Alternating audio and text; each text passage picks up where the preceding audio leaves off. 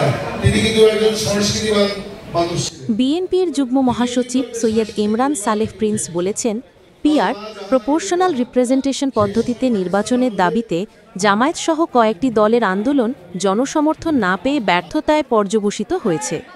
প্রথম 2 দফা কর্মসূচিতে সাধারণ জনগণ সম্পৃক্ত না হওয়ায় প্রমাণ হয়েছে তাদের এই দাবি জনসমর্থনহীন, শুধু নেতাকর্মীদের উপস্থিতিতেই সীমাবদ্ধ।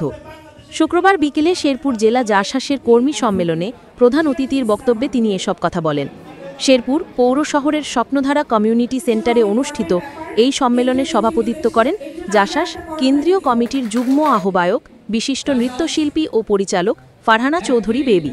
সম্মেলনে আরও বক্তব্য রাখেন ময়মনসিংহ বিভাগের সাংগঠনিক সম্পাদক শাওয়ারেশ আলী মামুন, জাসাস কেন্দ্রীয় সদস্য সচিব জাকির হোসেন রুকন, শেরপুর জেলা বিএনপির আহ্বায়ক অ্যাডভোকেট সিরাজুল ইসলাম, সদস্য সচিব মামুনুর রশিদ পলাশ, বিএনপি নেতা ডাক্তার সানসিলা জেবরিন প্রিয়াঙ্কা, জাসাস কেন্দ্রীয় যুগ্ম আহ্বায়ক লিয়াকত আলী, ফেরদৌস ফকির সহ স্থানীয় নেতৃবৃন্দ। সৃষ্টি করতে চান সেই একাত্তরে স্বাধীনতা যুদ্ধের বিরুদ্ধে বিরোধিতা করতে গিয়ে জনগণ আপনাদেরকে কি খেতাব দিয়েছিল আপনারা জানেন। এইবার এই গণতন্ত্রকে নস্যাৎ যদি আপনারা আল্লাহ না করুক আপনারা করেন, জনগণ আপনাদেরকে আর ক্ষমা করবে না। এই জামায়াত শুধু ভুল রাজনীতি করে।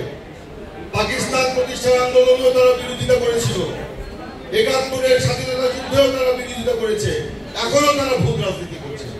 এই ভুলে ভরা রাজনীতি বাংলাদেশের জনগণ আর গ্রহণ করবে না। ডাকসু নির্বাচন, রাষ্ট্র নির্বাচন, জাকসু নির্বাচন ইত্যাদি ইত্যাদি নিয়ে তারা খুব পৌঁছে আছে, খুব